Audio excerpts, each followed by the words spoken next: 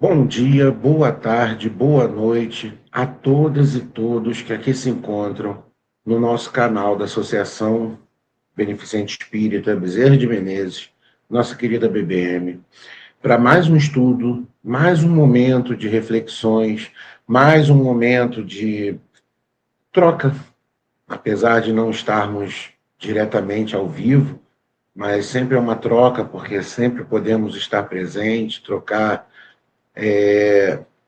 experiências de uma forma geral. Bom, sou o Júlio, tenho pele clara, visto uma camisa azul, estou com a barba por fazer, bem cerradinha, cabelo relativamente curto, alguns fios grisalhos já despontam. Sou trabalhador da ABBM e estou aqui para falar hoje sobre boa vontade e dedicação ao bem. Parábola dos trabalhadores da última hora. Antes de começar, gostaria de ler como página inicial o texto Bom Combate, que foi uma mensagem ditada por Emmanuel para Francisco Cândido Xavier, que veio até nós através do livro Justiça Divina. Começamos. Voltando à pátria espiritual, depois da morte, estamos frequentemente na condição daquele filho pródigo da parábola, do retorno à casa paterna para a bênção do amor. Emoção do reencontro, alegria redescoberta. Entretanto, em plena festa de luz, quase sempre desempenhamos o papel de conviva de cérebro deslumbrado, trazendo espinhos no coração. Por fora, é o carinho que nos reúne. Por dentro, é o remorso que nos fustiga. Vanguarda que fulgura. Retaguarda que obscurece. Êxtase e dor. Esperança e arrependimento. Reconhecidos as mãos luminosas que nos afagam, muitos de nós sentimos vergonha das mãos sombrias que oferecemos. E porque a lei nos infunde respeito e justiça, aspiramos a debitar a nós próprios o necessário burilamento e a suspirada felicidade. Rogamos dessa forma a reencarnação, à guisa de recomeço, buscando a tarefa que interrompemos e a afeição que traímos, o dever esquecido e o compromisso menosprezado, famintos de reajuste. Agradece assim o lugar de prova em que te situas. Corpo doente, companheiro difícil, parente complexo, chefe amargo e dificuldade constante são oportunidades que se renovam. Todo título exterior é instrumentação de serviço. A existência terrestre é o bom combate. Defeito e imperfeição, débito e culpa são inimigos que nos defrontam. Aperfeiçoamento individual é a única vitória que não se altera. E em toda parte, o verdadeiro campo de luta somos nós mesmos. Diante dessa página tão rica em ensinamentos, convido a todas e todos que venhamos a fechar nossos olhos, elevar os pensamentos a Deus, Jesus e toda a espiritualidade amiga e benfazeja que nos rodeia, pedindo que fiquem conosco nesse momento de reflexão, amparando, conduzindo, iluminando, orientando a todos.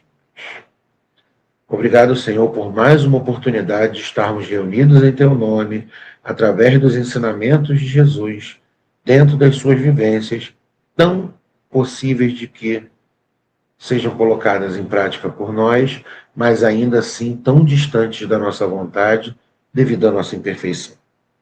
Envolve o nosso planeta, que se encontra acometido de vários pensamentos e atitudes belicosas.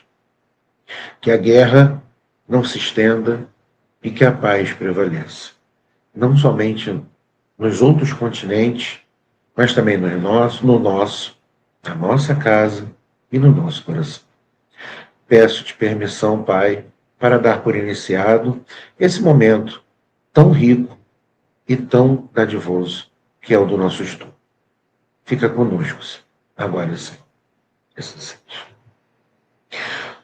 Bom, diante do tema de hoje, boa vontade e dedicação ao bem. Parábola dos trabalhadores da última hora. Curiosamente, muitos se perguntarão: ué, Júlio, trabalhadores da última hora, e na mensagem inicial se comunica Emmanuel através da figura de linguagem envolvida dentro da parábola do filho pródigo. O que aconteceu? Pois bem, estudando para o estudo de hoje, todos nós somos eternos estudantes, eternos praticantes, eternos viajantes dentro de um contexto de aprendizado contínuo e de luta constante, pois ainda temos muitas imperfeições, muitas mais inclinações para vencer. Chegou à nossa mão, ao nosso conhecimento, essa mensagem do livro Justiça Divina, em que Emmanuel faz o paralelo do filho pródigo com o nosso retorno à pátria espiritual. Tudo bem, Júlio, isso aí eu entendi, mas o que tem a ver com o tema? Bom, vamos lá. Voltando à pátria espiritual depois da morte, estamos frequentemente na condição daquele filho pródigo da parábola de retorno à casa paterna para a bênção do amor. O filho pródigo, ele pede a sua parte ao pai, sai da sua casa, passa por novas vivências, muitas delas de prazeres e sentimentos transitórios, equívocos sequenciados, e aí ele retorna. Esse paralelo com a volta à pátria espiritual. Infelizmente, nós também somos assim. Pedimos para reencarnar, pedimos o auxílio daqueles que nos rodeiam, pedir para voltar com as pessoas com as quais estamos convivendo dentro do lar, dentro do grupo familiar, o grupo de amigos, de trabalho e afins. E a gente, quando volta, vai ter a emoção do reencontro, vai ter alegria, vai ter muita coisa positiva, aquela sensação de voltei para casa, para a minha vida verdadeira, porque a vida espiritual ela não cessa com a morte do corpo. E aí a gente começa a ver nossas afeições, nossos queridos, nossas queridas, mas também nossas tristezas. E aí por isso que Emmanuel coloca aqui que a gente vê a alegria, mas também vê a nossa tristeza, com os nossos equívocos, com as nossas situações que fomos resolver e muitas das vezes não conseguimos ou nem tentamos. E aí o que acontece? Quando ele vai falando, tem uma parte que ele fala que nós reconhecemos as mãos luminosas que nos afagam, mas sentimos vergonha das mãos sombrias que oferecemos. Quando a gente fala do tema do estudo de hoje, da palestra de hoje, boa vontade e dedicação ao bem, independente de quaisquer limitações físicas, psicológicas, psiquiátricas, nós podemos nos dedicar ao bem. Que seja numa prece, que seja num pensamento positivo. Nós conseguimos direcionar a vontade para o bem. Porém, muitas das vezes, nós não sequer queremos. E aí a gente entra no tema, efetivamente, do nosso estudo. A referência evangélica, dentro do Evangelho segundo o Espiritismo, para o estudo de hoje, é o capítulo 20, itens 1 e 2, que vai fazer menção à parábola dos trabalhadores da última hora. Mais para frente, a gente vai começar a fazer o paralelo entre os trabalhadores da última hora e o filho pródigo. E aí a gente vai entender um pouco mais porquê da escolha da página. Dito isso, vamos em frente. Quando a gente pega, dentro desse contexto, dos trabalhadores da última hora, para quem já tem uma vivência minimamente religiosa, seja na igreja católica, protestante ou no espiritismo, já tem noção do que nós estamos falando quando falamos dos trabalhadores da última hora. Muitos conhecem como trabalhadores da vinha, parábola dos trabalhadores da vinha. O que é a parábola dos trabalhadores da última hora? Um senhor sai da sua vinha, sai do seu campo de trabalho, vai até a rua, vai até a via pública, buscar trabalhadores que lhe auxiliem no cotidiano laboral dele. Dentro desse contexto, o que vai acontecer? No primeiro horário que ele vai, ele chega lá e oferece um pagamento para aquelas pessoas que estão dispostas, estão com boa vontade de ir trabalhar. leva, começa o trabalho. Mais à frente, terceira hora, ele retorna à via pública e convida outras pessoas, oferecendo o mesmo pagamento. Leva até a sua vinha, esses novos trabalhadores se adequam ao trabalho, incorporam as fileiras do trabalho, e mais para frente, na sexta, até na 1/10ª hora, esse senhor vai buscar trabalhadores e encontra trabalhadores dispostos, disponíveis para o seu trabalho. O problema virá ao fim da jornada, pois na hora do pagamento, os trabalhadores da primeira hora vão ter contato com a experiência dos trabalhadores da última hora e vão perceber que receberam a mesma coisa pelo dia de trabalho. Imagina hoje numa corporação, numa loja, isso acontecer. Burburinho, aquela coisa toda, até que de repente o Senhor vira e fala: você não está me ajudando, eu não estou entendendo qual é a sua revolta. Quando eu te contratei, eu te prometi esse salário. Quando eu contratei aquele que veio por último e os outros, eu prometi o mesmo salário, pela natureza do trabalho. Mas, Senhor, ele chegou depois de mim. Não é justo comigo que ele tenha o mesmo pagamento. Em um mundo materializado, capitalizado, diante da necessidade de ganho, de efetivo lucro, realmente. Mas na parábola não, porque como nós sabemos, a parábola é um instrumento que Jesus utilizou para trazer até nós lições extremamente complexas dentro de um entendimento bem simplificado. E aí o que acontece? Vamos levar para a realidade divina. O Senhor da vinha vem a ser Deus. A vinha, o local de trabalho, vem a ser o reino dos céus. Se quiser comparar numa questão terra-terra, pode ser a própria terra, mas vamos comparar numa questão divina, o reino dos céus. Para eu ter acesso a esse reino dos céus, eu tenho que estar disponível. Eu tenho que aceitar o pagamento, eu tenho que otimizar o meu tempo, eu tenho que aproveitar a oportunidade. E nem todos os presentes na via pública assim se encontravam. Uma coisa que passa sempre batido por nós é que quando o senhor da vinha vai e volta algumas vezes trazendo trabalhadores novos, ele não está dizendo que só encontrou aqueles disponíveis para o trabalho. Só encontrou aqueles dispostos a se dedicar ao trabalho. E o trabalho do reino dos céus é o trabalho do bem. Está aí a nossa ligação com o tema de hoje. Boa vontade e dedicação ao bem. Quantos de nós temos a oportunidade, seja com familiar difícil, situações econômicas complexas, um emprego que não nos agrada, colegas de trabalho e chefias imediatas que não facilitam no trato do cotidiano. Olha quantas oportunidades de trabalho nós tivemos.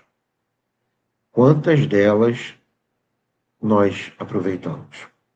Quantas delas nós conseguimos perceber que é essa oportunidade? Que o Senhor foi e voltou diversas vezes. Pode até ter encontrado somente alguns, que os outros não estavam disponíveis. Os outros estavam, ora envoltos em vícios, ora envoltos em culpas, ora envoltos em remorsos, ora envoltos em qualquer sentimento que desvie o foco do belo, do bom e do bem. A gravidade da situação vai e chega até o texto evangélico, porque dentro do Evangelho segundo o Espiritismo, tudo isso está sendo relatado, mas principalmente no item 2 do capítulo 20, quando Constantino nos fala sobre a questão dos trabalhadores do Senhor, ele coloca a questão dos últimos serem os primeiros. nós, irmãs, somos os últimos. Já não simples ignorantes, nós tivemos a possibilidade do trabalho, nós tivemos o contato com essa possibilidade, e muitas das vezes estávamos numa vibração tão diferenciada que ora não percebemos, ora não desejamos. E o que aconteceu? Dentro desse contexto, nós trazemos para a relação de vida após a morte, reencarnação, sequência de uma vida fora do corpo, a vida espiritual como uma esfera sendo única, em que momentos são mergulhados na carne, em que momentos são trazidos para o estudo, para a reflexão, para vivências que venham a contribuir, não vou dizer capacitação, no meu desenvolvimento como trabalhador da vinha do Senhor. E dentro disso, vou encontrar as situações, como quem já nos conhece sabe disso, que não vão vir num pacotinho. Aqui tem a paciência do Júlio. Aqui tem a honestidade do Júlio. Não. Aqui tem a resiliência do Júlio. Não. Esses pacotes virão envolvendo as situações que vão desenvolver a minha paciência, fomentar a minha honestidade, fazer expandir a minha resiliência. Então eu não vou pegar nada pronto. O trabalho vai estar ali, eu vou receber o pagamento no final e é o mesmo, que é o quê? A evolução. Não uma evolução como se eu fosse inferior, não.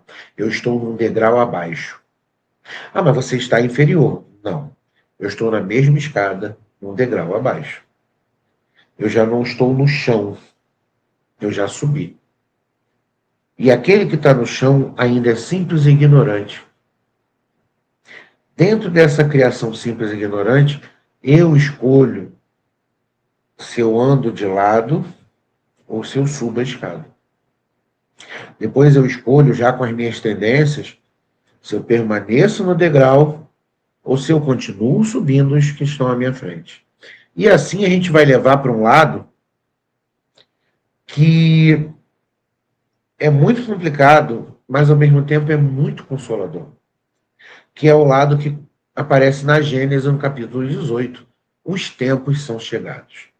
Quando a gente fala de dedicação ao bem, boa vontade, é nesse trabalho de urgência que é fazer com que a Terra evolua, que a Terra expanda a sua capacidade de acolher irmãos e irmãs dispostos para o trabalho de se auto-aprimorar, buscando o trabalho de se auto-purificar, conseguir vencer boas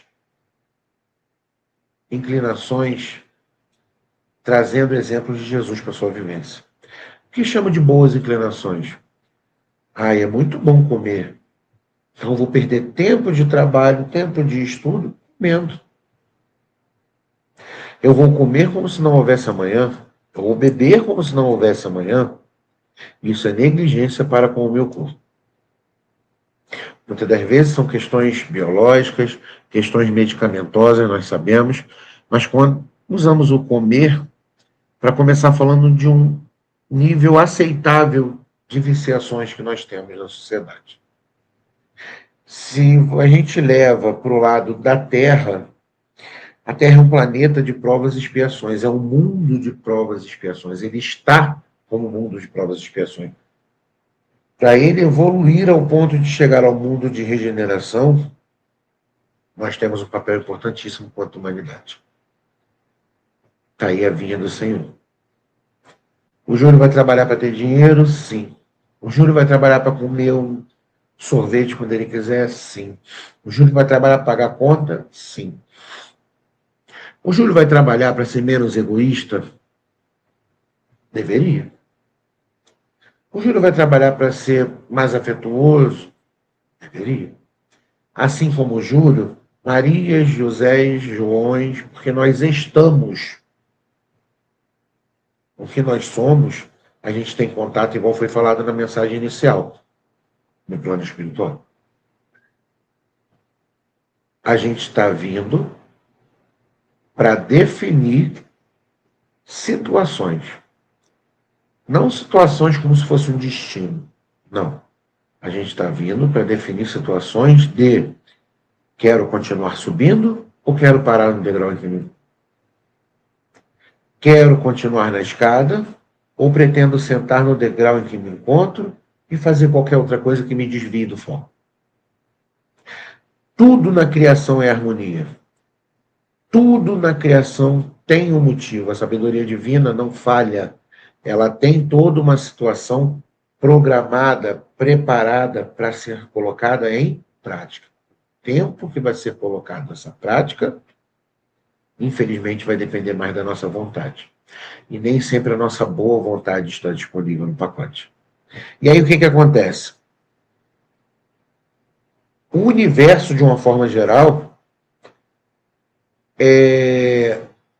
são vários mundos, várias realidades. O planeta são vários continentes, vários estados. Os estados são vários municípios, vários bairros. Os bairros são vários sub-bairros, várias comunidades. E dentro dessas comunidades, várias casas. Dentro dessas várias casas, vários corações. Cada qual um pensamento, cada qual um sentimento, cada qual uma intenção. Porém, com a providência divina sendo regida pelo Senhor da vinha. O Senhor da vinha é o Senhor da vida, Deus. O bem-estar coletivo, o bem-estar do processo vai ser conduzido diante das necessidades e dos merecimentos. Dito isso, a gente segue mais um pouco, porque na mensagem, no texto da Gênesis, por exemplo, cita os cataclismos. No Evangelho tem isso também, que o mundo de provas e expiações fica à mercê das intempéries, digamos assim, dos cataclismos gerados pela natureza. E realmente, esses cataclismos, eles são consequências da formação da Terra. Por exemplo, o terremoto é o choque, o encosto ali, o encostar, melhor dizendo, de duas placas tectônicas, que são as placas que formam o nosso planeta no interior dele. Nós estamos assentados no meio ou nas pontas de placas. Quanto mais essas placas se movem, quando elas se encontram, elas causam tremor, terremoto. Então, qualquer desabamento desse terremoto advém desse choque. As chuvas, mesma coisa. Uma casa que cai pode ser da imprevidência. O homem construiu de qualquer jeito, em qualquer lugar. Não respeitou as leis do local onde estava sendo construído. Agora, as entranhas, o interior do planeta não se movimenta mais nesse sentido, digamos assim, com tanta frequência. Hoje o que se move é a humanidade. E quando eu falo humanidade, eu falo como um organismo único. Humanidade como um coletivo, como uma sociedade, como um grupo que habita o planeta Terra. Dentro de todas aquelas coisas que eu falei da individualidade dos pequenos grupos, dos grupos maiores, cidades, estados e afins, nós, como humanidade, temos que tentar, pelo menos, caminhar juntos. Uma geração na história pode ser muito mais de 100 anos. Então, não é o que se faz em 100 anos que define uma sociedade. Não. A sociedade ela vai evoluindo, ela vai crescendo, e dentro desse crescimento, o intelecto quase que vai de arrasto, mas a moral nem sempre. Muitas das vezes a gente capitula diante da vaidade, a gente falha diante do egoísmo, a gente falha diante do orgulho, de uma forma geral. Porque às vezes a gente vai ter dinheiro e vai achar que pode comprar qualquer coisa e qualquer pessoa. Às vezes a gente vai ter influência e vai querer se valer dela para ter contato com algumas pessoas e alguns serviços. E nisso a nossa humanidade vai ficando meio que capenga. As duas asas da evolução, que também falam no Evangelho, intelectual e moral, nós somos seres alados em que hoje o intelecto está maior que a moral. E quando eu falo seres alados, fazendo parte de um ser maior que a humanidade. Dentro desse contexto, filosoficamente falando, óbvio, o coletivo como sendo um, é uma forma de falar que a mudança não vai ser só no Brasil, a mudança não vai ser só no Chile, a mudança não vai ser só no Irã, a mudança não vai ser só nos Estados Unidos, a mudança vai ser como um todo. E nós estamos aqui com essa, digamos assim, mais esse comprometimento, para não falar obrigação. Nós usamos uma casa, usufruímos dos seus bens e muitas das vezes não respeitamos. A gente prefere respeitar a nós próprios. Como humanidade, nós vemos hoje muito egoísmo disfarçado de busca pelo melhor e muita vaidade disfarçada de falsa modéstia. Por quê? Porque a gente tenta fazer o melhor sempre, mas o melhor esbarra nessas duas mazelas nossas. Nós temos essas feridas. Nós ainda temos essa situação a melhorar. Dentro desse contexto, as novas gerações vão marchar sempre mais próximos das ideias humanitárias. Por quê? É um destino da Terra? É um destino? Não. O destino é evoluir. E já se tornou urgente. São chegados os tempos desde o final do século XIX, quando chegaram as obras básicas da doutrina. Os livros codificados por Allan Kardec, que dentro de uma sistematização mostrou para a gente que a gente precisava mudar de postura, precisava tomar atitudes e precisava parar de negar a si próprio. E aí vem o paralelo lá com a parábola do filho pródigo, lá citado no início. Júlio, eu ainda não consegui entender. Pois bem, dentro do contexto do filho pródigo, através da leitura do livro Parábolas e Ensinos de Jesus, escrito por Caí Barchutel, eu vi por um outro lado a parábola do filho pródigo. Porque nós estamos acostumados a trabalhar a parábola do filho pródigo para dizer daquele filho que foi, para alguns, ingrato, para outros imediatista, para mais alguns egoísta, que não pensou no pai e pediu a oportunidade de conhecer coisas novas. Pediu o que era de direito dele e seguiu. Com o passar do tempo, mal barateando seu tempo, suas forças vitais, ele se viu numa condição tão degradante que ele começou a comparar que nem os servos mais humildes do seu pai passavam por flagelos próximos do que ele estava passando. E aí ele decide voltar.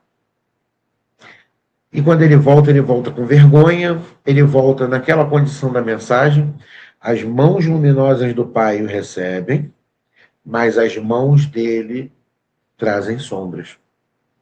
E o pai, muito feliz, manda preparar tudo, manda preparar um festejo com as melhores opções de comida, vestimenta, para receber o filho que outrora estava longe e agora retornou. Até aí tudo bem. Nós sempre entendemos, o pai acolheu porque ele continua sendo pai, ele deu a chance para o filho, e aí todos nós temos aquela ideia inicial de nos alocarmos na condição de filho pródigo, e somos. Porque dentro das nossas imperfeições, a gente pegou o que nos era de direito, a chance de reencarnar, sabendo tudo, pelo menos a natureza do que deveria ser feito, e na hora de colocar em prática,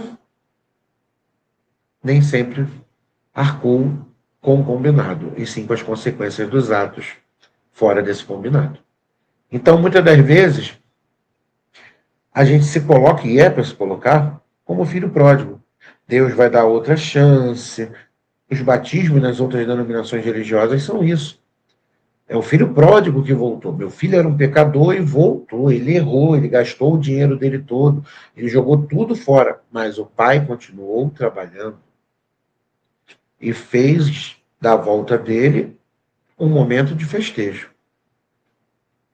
O filho que ficou, que sempre passa batido, Caí Barchutel destaca o seu egoísmo.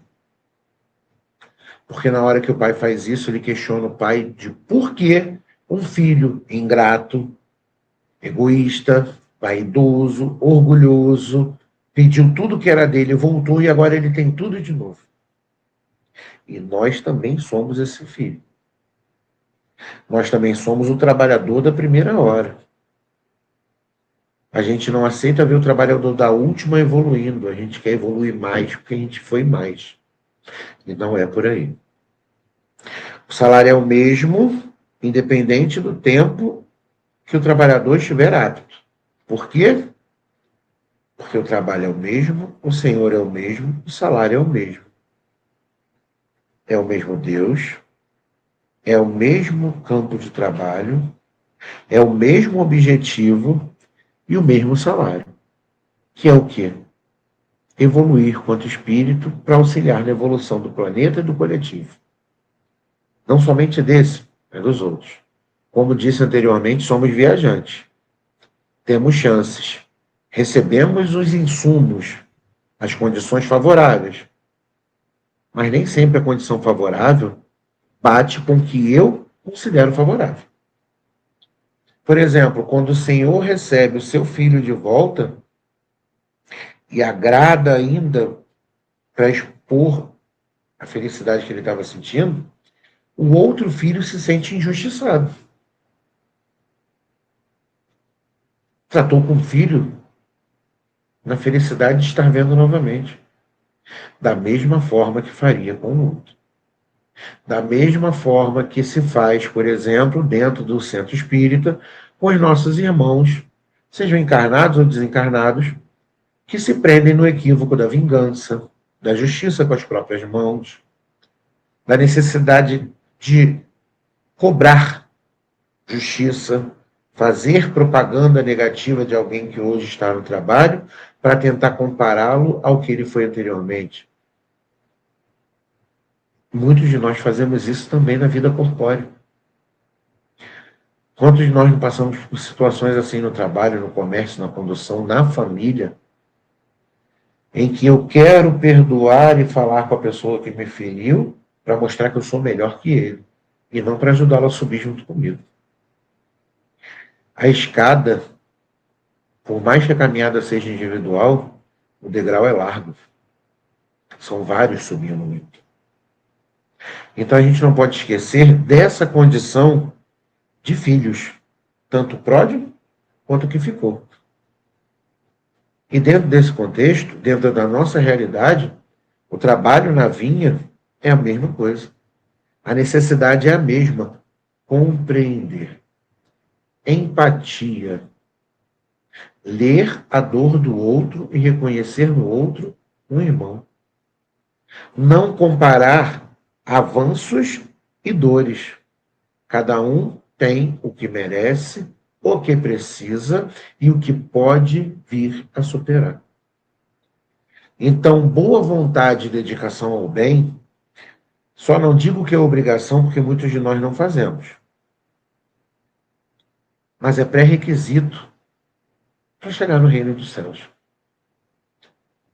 A parábola dos trabalhadores da última hora, a parábola do filho pródigo, mostra a realidade entre o que somos e o que fazemos. Entre o que possuímos e o que achamos que somos merecedores. Entre o que tem valor e entre o que damos valor. Então, diante dessa condição, que a gente tenha certeza de um amanhã melhor. Que a gente tenha certeza de que o Senhor da vinha voltará para nos buscar no meio do caminho. Desde que eu esteja disponível. E para eu estar disponível, eu tenho que fazer o que Santo Agostinho nos recomendou. 918, 919, naquele contexto de autoanálise. Conhecer a si mesmo. Analisar o dia ao me deitar. Ver para quem fiz injustiça, com quem cometi injustiças e com quem fui um irmão. Agradecer e reproduzir mais vezes esse comportamento positivo, voltar e corrigir o que fiz de errado. Perceber que todo o universo se movimenta para que a lei de progresso siga o seu rumo. E o progresso que nós falamos aqui não é ter o celular mais avançado. O progresso que falamos aqui é o indivíduo partir para o coletivo, sabendo que faz parte e que aqueles fazem parte da sua vida. Então, dando valor, aprimorando a si próprio, compreendendo os erros do outro, vendo no outro não um criminoso, mas um irmão em sofrimento, um irmão no erro, um irmão que não tem como base Jesus, nosso guia e mestre, modelo maior, governador do nosso planeta. Um espírito que de tão evoluído ampara e orienta todos nós, independente da natureza de nossos atos. Porque o jugo dele é suave e o fardo dele é leve. E somos ovelhas do bom pastor que nunca vai deixar que elas se percam. Porque ele prometeu ao Pai, ao Senhor, que nenhuma delas se perderá. Então, que nós sejamos o filho que reconhece no Pai a autoridade, mas o filho que reconhece no Pai o recomeço. O filho que reconhece no Pai o auxílio, mas também o filho que reconhece no Pai a base do compromisso. Que possamos perceber que o Pai trabalha até hoje, Jesus também e nós também. Cabe a nós seguir esse trabalho. O nosso trabalho é interno. Melhorando a mim, chega a melhoria à minha família, que se espalha pela sociedade, a humanidade começa a pensar em menos guerra, a pensar em menos vingança, a pensar em menos desalinho de uma forma geral, a pensar em viver. Amar e ser amado, respeitar e ser respeitado, compreender e ser compreendido. Dentro desse contexto, só nos resta agradecer toda a atenção dispensada, toda a paciência junto a esse momento, que apesar de ser virtual, de uma forma remota, sem o contato ao vivo, é muito importante, é muito bom, pois a gente consegue ter o contato exato de quantas pessoas estão buscando compreender melhor, seja pontos da doutrina dos espíritos, seja noções de vida futura, ou seja noções de moral cristã. Que nós possamos dar prosseguimento a esse momento, aos nossos dias, fechando os nossos olhos, elevando nossos pensamentos a Deus e agradecendo pela oportunidade deste momento. Pai de infinito amor e misericórdia, Senhor Jesus, amado irmão, guia e modelo da nossa humanidade. Amigos espirituais que nos antecederam e já conhecem o verdadeiro sentido da existência. Abençoe a nós, encarnados e desencarnados, conhecedores do teu amor, Pai, mas também cegos pela vingança e pelo vício. Faz com que nesse momento chegue uma luz até cada ponto em que as trevas da ignorância, do vício, do egoísmo, do orgulho se façam presente. Ilumina cada coração, Pai. Lembre a nossa condição de perfectíveis, que nós vamos melhorar, não de hoje para amanhã, mas dentro do tempo certo. Que o Senhor da vinha nos ache pronto para trabalhar e que o Pai nos recolha como pródigo e nos repreenda afetuosamente como repreendeu aquele filho. Sejamos gratos pelo dia de hoje. Sejamos gratos pela vida. Sejamos gratos pela oportunidade. Obrigado, Senhor. Fica conosco, agora e sempre. Que assim seja, graças a Deus. Fiquemos em paz e tenhamos momentos de alegria e aprendizado por toda essa semana e por todo sempre. Que assim seja, graças a Deus.